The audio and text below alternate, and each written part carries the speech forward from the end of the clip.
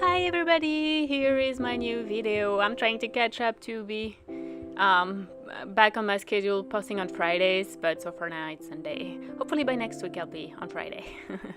So here is a little piece of watercolor that was a bit ambitious, and it's been inspired by the guests in my yard. So I'm gonna show you a picture of the guests that were in my yard, and then I will explain you a bit more about the painting. So here they are. As you can see, there is a groundhog in the back and a rabbit in the front. The rabbit is not very visible because it's just below that black thing, but those two were hanging out in front of my house and just eating, and you know, they were walking around each other very relaxed, and I found that awesome. So I decided to name the groundhog Gladys, a female, and then the rabbit will be called Leon as a male.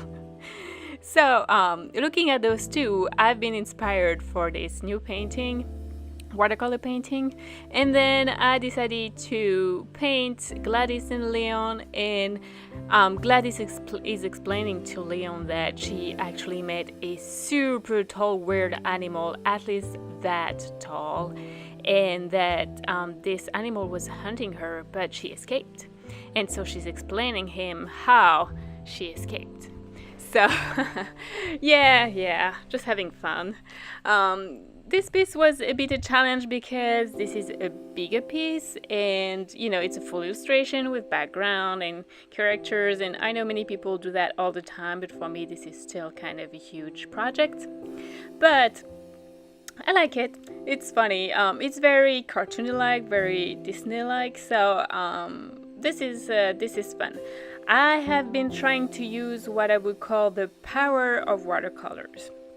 So my problem is that I tend to want to add too many details.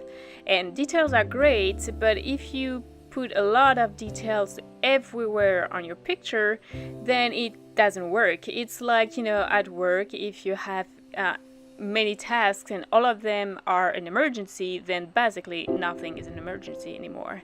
That's a bit the same for watercolors or painting and art in general. If you over detail everything, the background, the foreground, everything, then it actually doesn't look good.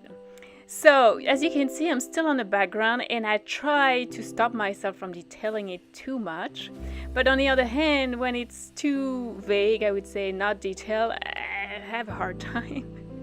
So I try to find an in-between, and then focus after that on the characters that I could detail a bit more, but even then I try to not detail them too much because watercolors you know, are not meant to be like super detailed, even though this is cool.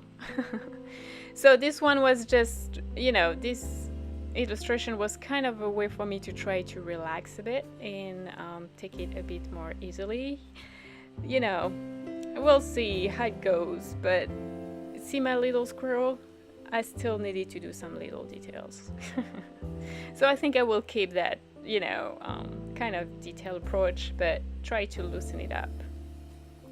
So anyway, I end up looking the way it looks in the end. It's funny, it's not a realistic painting, obviously, because I have Gladys explaining to Leon what happened, so this is not very common in nature, but this is still fun. So I hope you like it, and I will leave you with the rest of this painting and a relaxing little music in the background, and I will see you next week. Bye bye!